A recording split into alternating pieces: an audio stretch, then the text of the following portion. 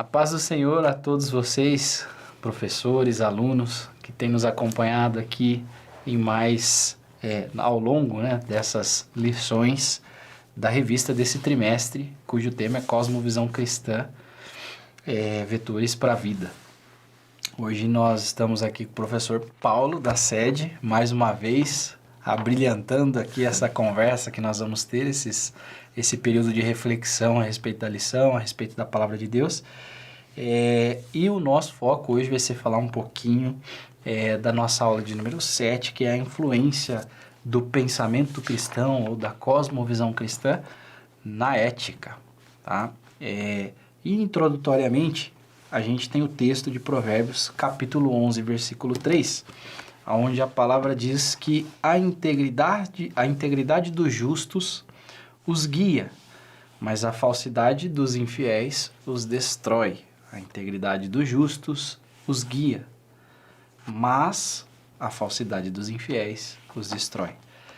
E com esse texto-chave, eu quero introduzir também aqui os objetivos da aula, professor, cujos quais menciono agora são compreender o que é a ética e a sua importância para a sociedade, para o contexto social, entender o que é a ética cristã e refletir um pouquinho sobre essa influência da cosmovisão na ética, e a ética cristã na nossa sociedade. Então, professor, leitura bíblica aqui que a gente traz, inicialmente é de Gálatas, capítulo 5, do versículo 13 ao versículo 23, onde a palavra diz, Paulo diz aqui: irmãos, vocês foram chamados para a liberdade, mas não usem a liberdade para dar ocasião à vontade da carne. Pelo contrário, sirvam uns aos outros, mediante o amor. Toda a lei se resume num só mandamento: ame o seu próximo como a si mesmo. Mas se vocês se mordem e se devoram uns aos outros, cuidado para não se destruírem mutuamente. Por isso, digo, vivam pelo Espírito, e de modo nenhum satisfarão os desejos da carne. Pois a carne deseja o que é contrário ao Espírito, e o Espírito o que é contrário à carne. Eles estão em conflito um com o outro, de modo que vocês não fazem o que desejam. Mas, se vocês são guiados pelo Espírito, não estão debaixo da lei. Ora, as obras da carne são manifestas: imoralidade sexual, impureza, libertinagem, a inveja, embriaguez, orgias e coisas semelhantes. Eu os advirto, como antes já os adverti, que os que praticam essas coisas não herdarão o reino de Deus. Mas o fruto do Espírito é o amor, a alegria, a paz, paciência, amabilidade, bondade, fidelidade, mansidão e o domínio próprio. Contra essas coisas não há lei. Eu queria, diante desse texto, que vai falar um pouquinho de ética, vai falar um pouquinho de moral aqui já com a gente, biblicamente, e o fundamento disso, o quão importante isso é para o bem-estar, para o homem, eu queria introduzir já a pergunta, professor, e já passar aqui a bola para você, sobre o que é ética. Qual é a definição que nós temos de ética e depois, mais profundamente, o que é a ética cristã, segundo a cosmovisão cristã, segundo o pensamento cristão? Então, ética, ela tem uma briga na filosofia para diferenciar a ética da moral. Eu gosto de trabalhar a ética como a moral vivida na prática, a moral praticada, a moral revelada, no comportamento, na conduta. Então, quando temos a gente fala muito de termos como dilemas éticos, que são dilemas de questões sobre é certo, é errado, é justo, é injusto, é bom, é ruim, é o caminho honesto, é o caminho mau. Então, ela tenta responder essas perguntas não apenas numa linha teórica, mas de questões da vida mesmo, da vivência, do cotidiano, de que eu tenho que tomar essa decisão, esquerda, direita, cima, baixo, para frente, para trás, vermelho, azul, certo, errado, classificando as coisas. Assim, então, do ponto de vista, é um modo de ser, mas é um modo de ser a partir de um fundamento. Um fundamento de valor, né? De um juízo até de valor entre o que é certo e errado, etc. E aí, quando a gente olha para isso, para o contexto cristão, como é que, professor Paulo, a gente entende que a ética deva ser abordada? Embora aqui que quase que a pergunta já foi respondida pelo texto, né? Mas eu queria que você abordasse um pouquinho, por favor, sobre a ética cristã, né? Então, o que é a ética cristã? Se a ética é o modo de ser, o modo de viver, segundo um juízo de valor, né? Entre bom e ruim, certo ou errado, vermelho ou azul, o que é então a ética cristã?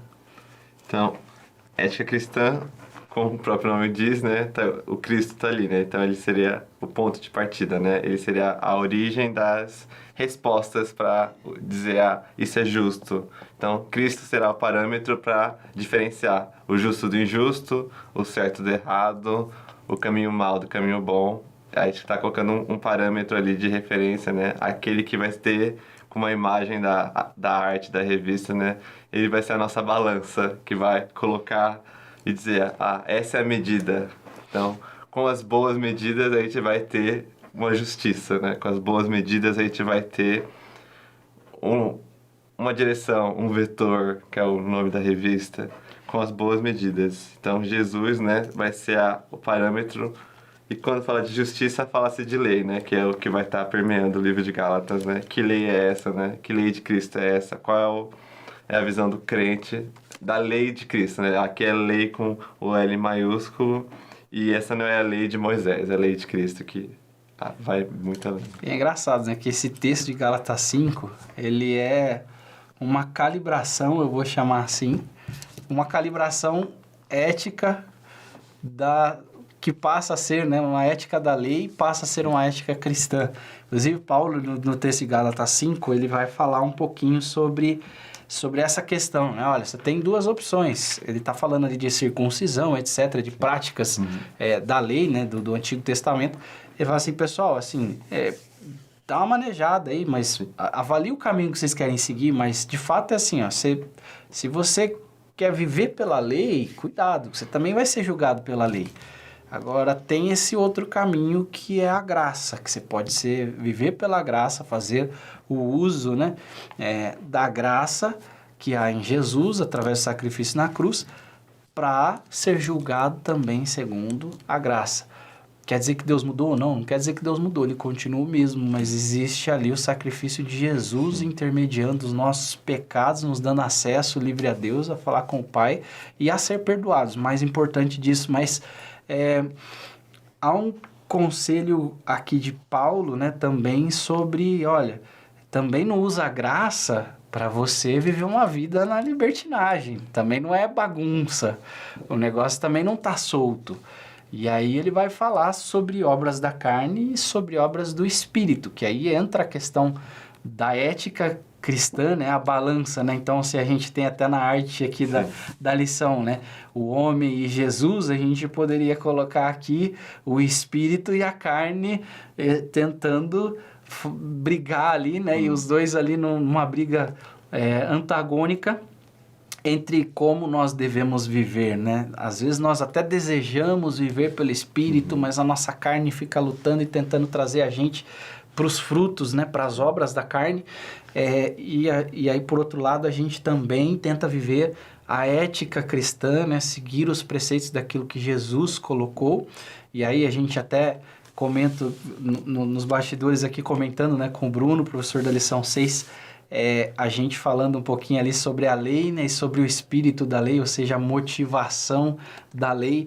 A gente também pode estabelecer um precedente aqui, que aquilo que Paulo traz aqui como obras do espírito, de fato, que podem ser geradas através de nós, ela tem um fundamento. Então, a ética, a gente vai discutir, inclusive, um pouco disso mais à frente na lição, mas existe um fundamento. Então, existe a ética e, de uma forma ilustrativa aqui, o espírito da ética, o que é a ética, para onde a ética visa levar o ser humano, né?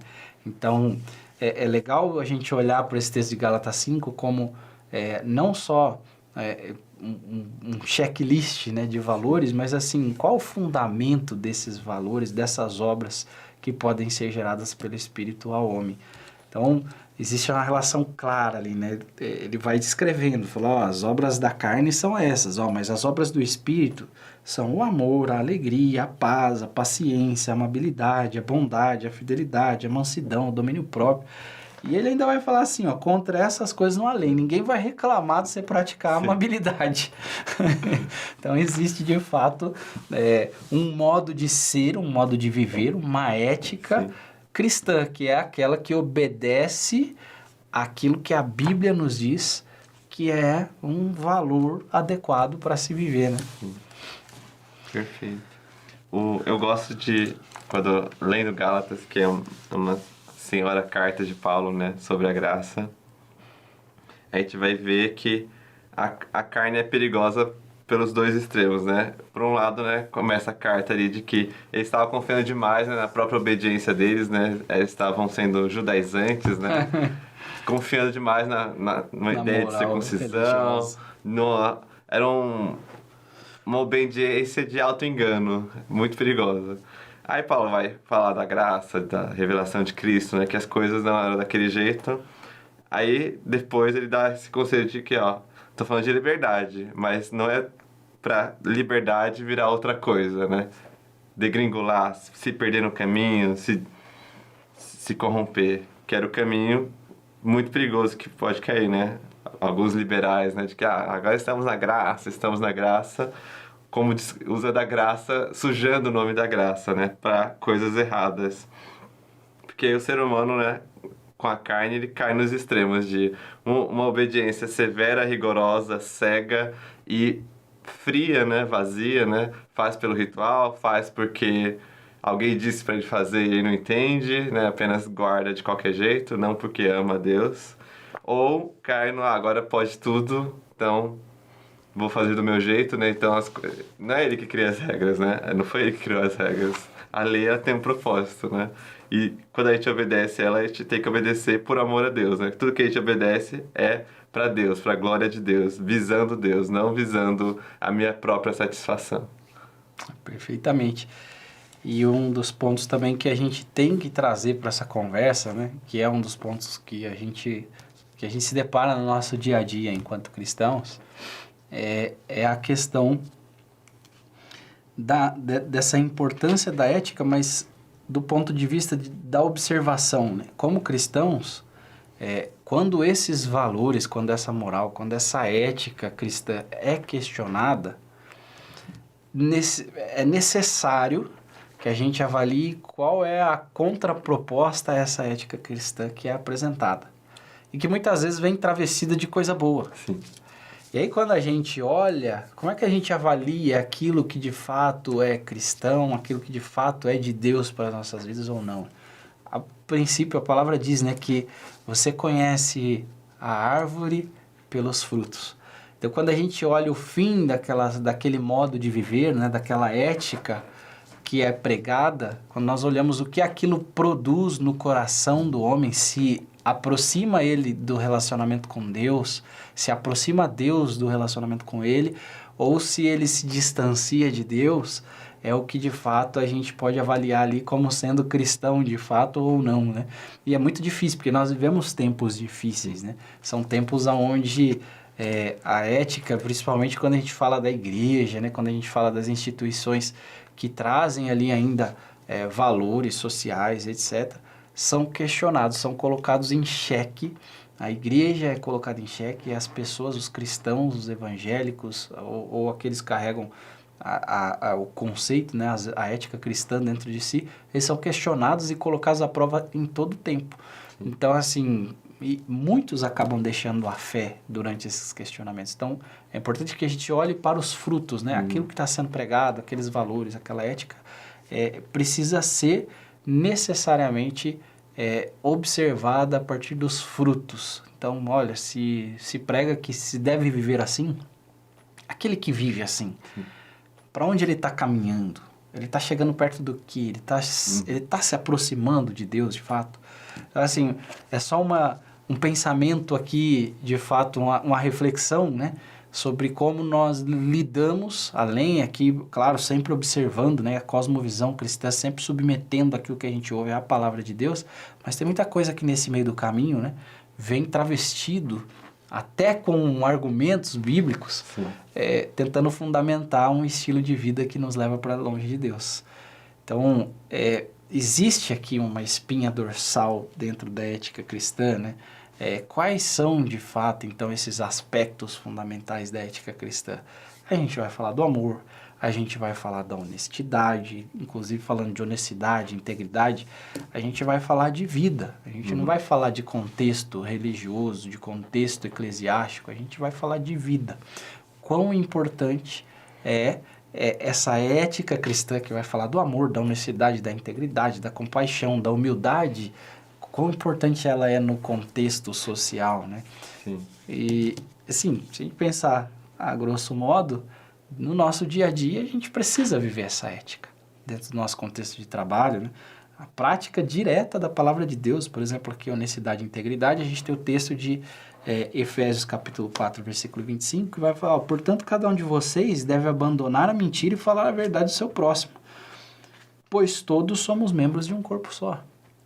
Então, cara, larga a mentira. A mentira não vai te produzir nada de bom.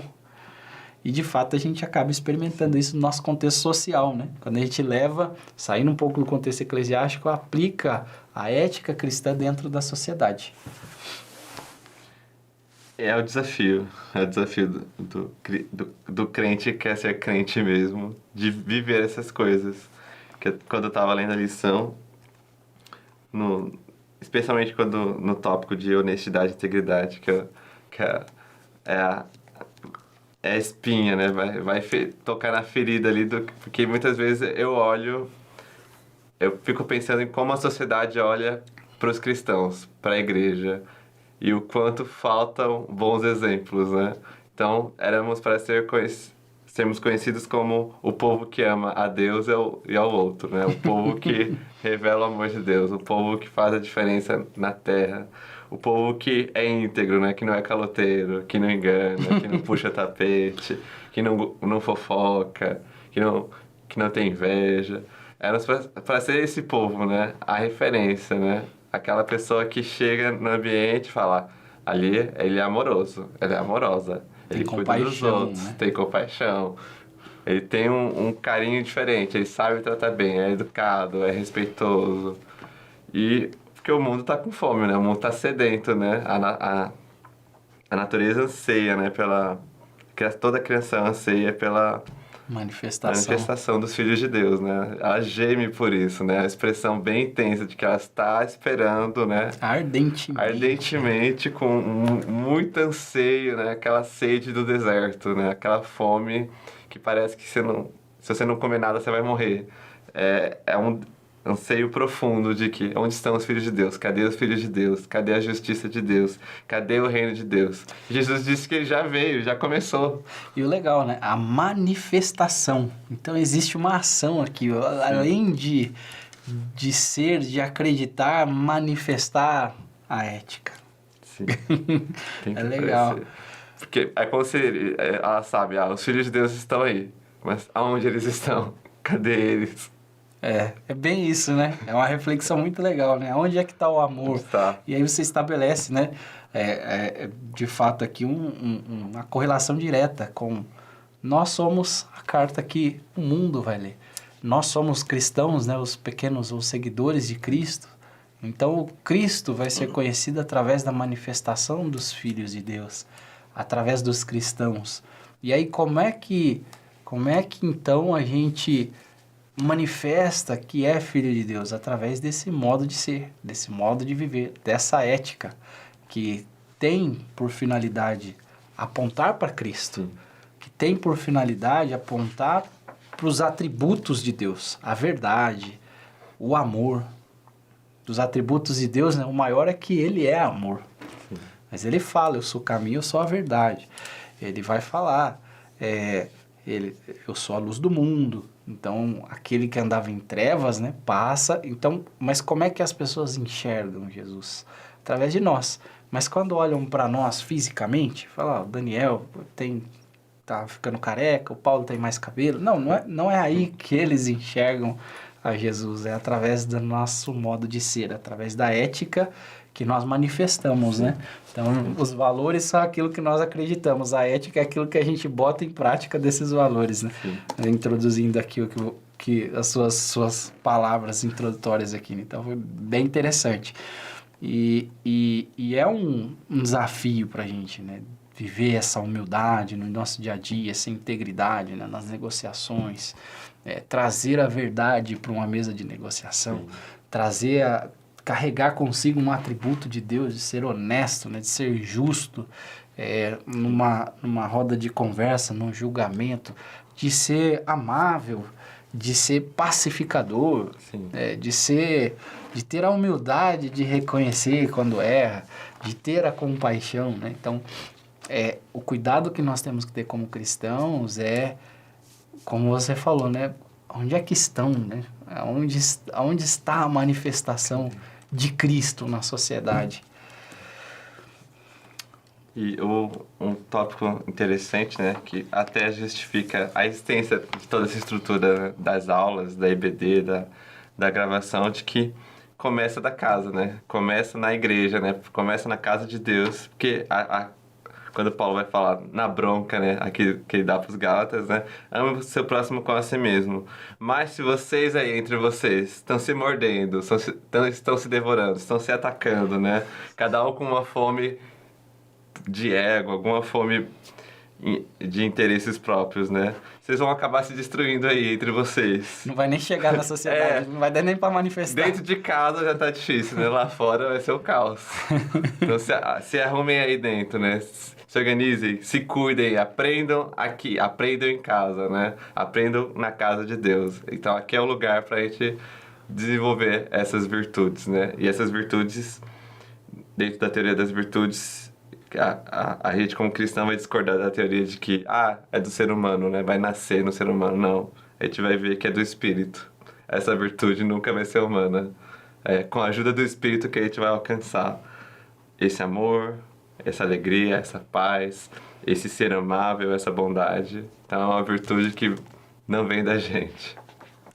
Não é da natureza carnal, né? Sim. Mas ela é um atributo espiritual, né? Que a gente... a carta da graça, né? Vem de Deus. E como Paulo fala, né? Ele fala que em Gálatas 5 ele traz essa ideia, mas ele também fala, o bem que eu quero fazer, eu tenho que ficar lutando, porque o bem que eu quero fazer eu não faço, mas o mal, esse é a cara, esse aí, ele passa direto. Sim, não queria, mas aconteceu. Não queria, mas aconteceu. E aí a gente acaba lidando, né, com esses desafios práticos do dia a dia. Falar de ética, eu acho que você foi muito feliz, professor, quando você falou do modo prático de viver, né? Quando você trouxe aí o texto, né, que a natureza aguarda ardentemente a manifestação dos filhos de Deus. Não basta ser filho de Deus, não basta carregar consigo o valor. Ele tem que se tornar prático, ele tem que se manifestar no meio da sociedade. Então, é como um caminho prático, né? É importante nós vivermos esses valores. E aí, a gente lida, né, no nosso dia a dia, nessa balança, né? Sempre a natureza carnal tentando lutar contra o espírito. A gente vive problemas práticos. Sim. Que a todo momento essa balancinha fica correndo aqui dentro do nosso coração, carne, espírito, sendo que a gente tem que alimentar o espírito para que o espírito prevaleça sobre a carne. Mas esses desafios, eles se tornam práticos, né, rotineiros no nosso dia a dia, quando a gente fala, por exemplo, da secularização da sociedade, né, que é um dos principais desafios que a gente tem hoje na ética cristã. Essa secularização, que à medida que as pessoas vão se afastando da ética cristã, esses valores, né, que a gente deveria carregar e que apontam para os atributos de Deus, eles deixam de existir. E essa secularização traz o que a gente fala, né, do ego do homem. E elas deixam de apontar para Deus e começam a trazer atributos que apontam para o eu. Sim. Que apontam para o ego, que apontam para, olha, como eu sou bom nisso aqui, né? Olha, como eu me sobreponho sobre o meu irmão, né? Aí entra até no texto, vocês vão se destruir mutuamente, para com isso aí. Mas esse é um contexto social, essa secularização da sociedade é um grande desafio que a gente vive hoje, não? Sim. Quando penso em secularizar as coisas, no fundo é o esvaziamento das coisas de Deus, né? A gente vai tirando os valores cristãos e vai ficando só o homem ali. Quando eu penso numa ética humanista vazia dessas, eu sempre vou lembrar da linha utilitarista, né, pragmática, né, e até no direito tem um campo que é de leitura, que são os consequencialistas, né. Quem são esses? Olha, se eu não sofrer consequências ruins, está tudo bem, independente do que eu faça. Então, se não existe nenhuma lei contra, nenhuma lei formal contra isso, né? Ainda que seja imoral, sendo legal, tá tudo bem. Então, na política, às vezes, acontece isso, né? Não é ilegal, mas é imoral. E o cara tá fazendo. E muitas pessoas fazem isso, de que enquanto ela não é pega, né, tá tudo bem. Ela só reclama quando a justiça cai sobre ela. E essa é a linha humanista, né, de que ela não tá pensando na intenção da ação que ela faz, ela só tá pensando se vai dar certo ou não depois. Mas o cristão não pode pensar assim, vai dar certo. Essa não é, a régua dele vem antes, né? Ele pensa, isso não é justo, isso não é antes dele fazer. Ele não vai fazer contas para dizer, lá no futuro isso vai dar certo, então eu vou desviar um pouquinho de dinheiro aqui, vou dar uma mentirinha ali, pensando nas consequências. Ele não vai ficar fazendo essas contas, se uma mentira vai ser boa ou não. Ele já sabe que mentir é ruim. E fundamentalmente, né, tudo aquilo que não aponta para Deus, a cosmovisão cristã já nos deveria levar, ao menos, a repelir, né? Então, assim, se eu caminho à margem da lei, não quero caminhar à margem da lei, eu quero caminhar próximo de Cristo. Então, o fundamento eu quero me aproximar de Cristo. E à medida que eu me aproximo de Cristo, eu não preciso pensar no resto. Eu já me distanciei da pequena vantagem, do imoral mais legal. Então, é interessante, né? A gente vai elucubrando a respeito daquilo que a gente está trazendo na lição aqui, mas vai cavucando e achando aqui tesouros, né? Então, outro desafio também que a gente tem bastante, no contexto que a gente vive hoje, é um contexto muito delicado, é a questão da diversidade cultural. Porque dentro dessa questão da diversidade cultural surge o que a gente chama de pluralidade, né? O pluralismo religioso, os diferentes sistemas de valores, de crenças, os conflitos, né? Até entre os próprios cristãos, né? Evangélicos, católicos, as diferentes denominações. E isso abre um precedente, inclusive, dentro do contexto cristão, para vertentes que vêm mascaradas, talvez, de cristianismo. Sim. E que trazem aí para a gente a necessidade de cuidado. Isso é um desafio extremo que a gente tem também, né? Olhar para essas vertentes cristãs e dizer assim, olha, isso aqui realmente está submetido à ética, né? Ao valor cristão. Então, eles estão praticando esses valores que a palavra diz que devemos praticar. Mas isso é um desafio cultural também, essa diversidade cultural é um desafio gigantesco. Né? É um desafio em todos os sentidos, né? Seja um cristão lidando com um não cristão, seja um cristão lidando com um cristão. Porque um vai falar, na minha igreja pode. Mas na igreja de fulano não pode, mas... A pergunta que a gente tem que fazer sendo num papo entre cristãos não é se na igreja X ou Y pode, mas o que a Bíblia fala sobre isso? Acho que senão vai ficar cada um com a sua igreja, com o seu grupinho ali, e vai ser uma confusão de regras ali. Então tem que ter essa visão de que qual é o ponto de partida, é a palavra ou é uma cultura evangélica que ela criou ali naquele lugar. E um ponto interessante, agora vamos entrar aqui exatamente na sua área, doutor em computação. A gente vai falar um pouquinho desse desafio na área da tecnologia, porque dentro do contexto atual, um dos maiores debates que existem é a ética dentro da tecnologia. Sim. Inclusive, a gente tem um pastor referência, né, no meio cristão, que é o pastor Davi Lago, que escreve muito sobre. Vira e mexe, ele me manda, eu tenho um relacionamento com ele, ele me manda aqui alguns textos, que ele escreve para artigos HSM, etc. Ele fala muito sobre essa questão. E no meu dia a dia também acabo trabalhando muito com o Generative AI, que é a tecnologia do momento, né? Mas, assim, são questões, são desafios éticos que também precisam ser respondidos e submetidos à ética cristã, ou à cosmovisão cristã. São desafios muito sensíveis, né? Como trabalhar os dados das pessoas, com que finalidade, com que fundamento, aquilo vai beneficiar as pessoas ou vai prejudicá-las de certo modo. Há um tempo atrás, eu me esqueci de se lembrar o nome do documentário. Tem um documentário lá de um dos executivos que trabalharam no Facebook. O Dilema das Redes? Dilema das Redes. Que documentário, eu recomendo quem não assistiu a assistir, porque existe um certo arrependimento em muitas das pessoas que participam do documentário em relação a como eles induziram, né, o desenvolvimento tecnológico das redes sociais, né, das mídias. Então, buscar respostas, né? Acho que a gente precisa buscar muita resposta bíblica aqui, talvez entender mais uma vez, né, entre aspas, aqui, o espírito da ética, para a gente poder encontrar essas respostas filosóficas do que, de fato, acaba sendo ali a ética cristã aplicada a esse contexto. Sim. Como é que é a tua visão como especialista da área, né, como alguém aí do meio acadêmico, científico, como é que você enxerga aqui essa questão da aplicação da Bíblia, dos ensinamentos bíblicos no segmento tecnológico?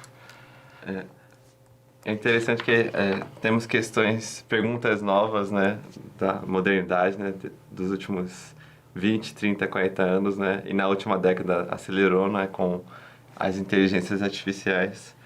E até lembrando um pouco dos dilemas das redes, a gente tem que lembrar que, sendo uma tecnologia, né, até mesmo um aplicativo de celular que seja, não é neutro, né, não é amoral, né, não é algo isento de moralidade, né, porque foi uma pessoa pecadora, carente de Deus, como qualquer outra, que criou aquilo, né, um grupo de pessoas, né, que teve ideias, que pensou de, vou induzir meus usuários a se comportarem desse jeito, porque eu quero que a minha empresa lucre em cima disso, né? Com esses tipos de propagandas, né? Às vezes até acho engraçado, tava ouvindo hinos no YouTube, que seja, por exemplo, e do nada, no meio do hino tinha uma propaganda com a música que não tinha nada a ver. Uma música que não tinha nada a ver com Deus nem nada, assim. E eu olhei e falei, nossa, interromperam o meu hino pra passar uma música que eu não gosto, com valores que eu discordo, porque o algoritmo recomendou. Então, são decisões morais que essas pessoas nas empresas tomaram. Para onde aponta o algoritmo, Sim, né? para onde... O algoritmo está aproximando as pessoas de Deus. Está separando. O que eles estão indicando? Às vezes ele tem as propagandas gospel, mas não vai entrar nessa discussão específica. Eu vejo que essas tecnologias, especialmente as redes sociais, as IAs, são megafones. Eles multiplicam muito forte qualquer coisa que eles tocam. E o lado mais alarmista, né, fica preocupado que se eles multiplicam coisas ruins, multiplicam, né? Então, várias famílias se perdem, né, são perdidas por questões, por exemplo, de vícios de internet, questões da pornografia, questões de adultério, porque essas redes facilitaram. Mas o mal já estava no ser humano, né? Aquilo só facilitou, né? Foi um potencializador. E talvez a resposta para a igreja não seja fugir disso, né? Não é ter medo, né? É ver que é uma ferramenta que multiplica muito fácil, fortalece muito fácil. Então, eu já vi exemplos de pessoas, até pastores, que, vou testar o ChatGPT para ver se ele cria um sermão biblicamente coeso. E ele tava criando coisas interessantes ali, né? Esboços. Então, não tô falando que é para usar, mas tô dizendo que, será que eu não consigo usar as minhas redes, né? Usar essas ferramentas que surgem para algo diferente, já que elas são potencializadoras?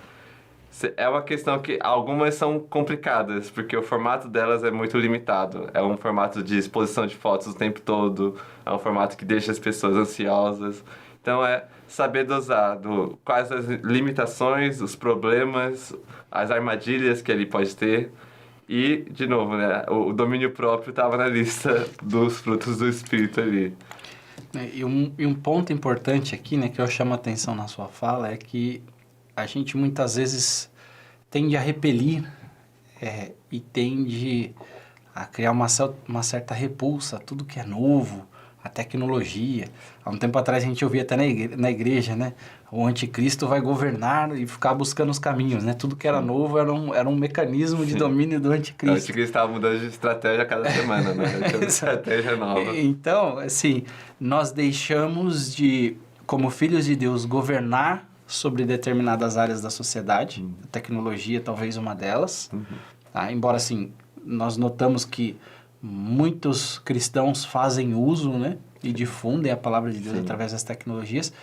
Mas em certo ponto, será que os algoritmos hoje, né, que guiam a vida de milhões de pessoas, que induzem que milhões de pessoas, eles estão apontando de fato para algo que é benéfico para elas, do ponto de vista de as aproximar de Deus ou dos valores ou da moral ou da ética cristã? Então eu acho que a igreja, em certo ponto, por criar essa repulsa ou talvez por enxergar problemas, não tenha visto as oportunidades que essas ferramentas nos proporcionam para a propagação do Evangelho. Sim. E mais do que isso, né? Como é que a igreja estabelece um governo sobre a tecnologia? Como é que a igreja, não em termos de instituição, mas em termos de corpo de Cristo, de pessoas, né? De gente como a gente que precisa se manifestar, como é que a gente se apropria da tecnologia, de modo que a gente, com a tecnologia, que a tecnologia, né, seja o megafone, ou seja, o canal de propagação dos valores e da ética, do modo de viver que nos aproxima de Deus, né? Então, acho que a gente aqui não tem a pretensão nessa aula de trazer uma conclusão ou um caminho conclusivo, mas uma reflexão como biblicamente nós podemos nos relacionar com a tecnologia. Como biblicamente, vamos mais profundo, né? Nós podemos então influenciar a sociedade ou influenciar o desenvolvimento tecnológico da sociedade. Então, são questões, né? Aqui eu estou colocando perguntas, essas perguntas talvez vão ter que ser refletidas, Sim. mas o nosso objetivo também é fazer aqui com essa aula, com que você, caro aluno, caro professor, possa trazer para esse ambiente da aula essas reflexões, né? Para o ambiente da sala ali, essas reflexões, de modo que a gente possa pensar juntos e ser guiados por Deus, né? Pela palavra de Deus, as respostas que possam guiar a igreja a esse caminho de glorificação do nome de Jesus. Bom, a gente vai seguir aqui um pouquinho ainda, vamos falar um pouquinho aqui, acho que a gente precisa concluir um pouquinho mais aqui a ideia dessa aula, professor Paulo, mas eu entendo então que diante de tudo que a gente discutiu, a ética, ela é de fato, como a gente coloca aqui na revista, né, na conclusão, ela é um guia para a conduta moralmente correta. Ela é, de fato, então, aqueles valores, né? A amabilidade, a compaixão. Então, tudo aquilo que a gente vem abordando até aqui, que são estruturas que a gente encontra lá na Carta de Gálatas, capítulo 5, eles são guias para um modo de viver cristão, para como nós devemos enxergar esses desafios que estão postos à mesa para a gente nesse momento da sociedade. Eu tenho muito claro para mim que os princípios cristãos, eles têm que estar intrínsecos dentro do cristão e ser manifestado independente do ambiente. Então, numa mesa de negociação, numa conversa com o seu diretor, com o seu gerente no trabalho, no seu relacionamento cotidiano, na fidelidade que você tem que ter com a tua família, com a tua esposa, na amabilidade com os teus filhos. Então, fechando um pouco aqui esse cerco, a ética, de fato, ela é um guia para a gente. E essa ética, ela tem que ser um guia que nos leva à prática no nosso modo de viver cristão. Concorda com isso? Eu gostaria que você adicionasse, por favor, aí os seus comentários. Fica à vontade, a gente vai seguindo aqui para a conclusão da aula, mas queria ainda lhe ouvir ainda sobre as suas anotações aqui Ah. e ouvir um pouquinho aqui do que você traz para a gente seguir para o final dessa aula. Eu sempre anoto bastante, né, na revista, né, eu gosto de dizer que é um material consumível, né, pra gente consumir até o último pingo de tinta do que foi impresso. E eu gosto do tema da lição estar nessa revista de Cosmovisão, porque a gente nem falou quase a palavra cosmovisão, né? Em outras aulas a gente falava várias vezes, mas ela tá tão embutida na ética, né? Que ela é o princípio, né? Cosmovisão cristã é olhar as coisas a partir de Cristo, né? E eu estou olhando a vida comum, né? O comportamento, né? O que guia as pessoas a tomarem as suas decisões. Essa é a ética. Agora, sendo guiados pela palavra.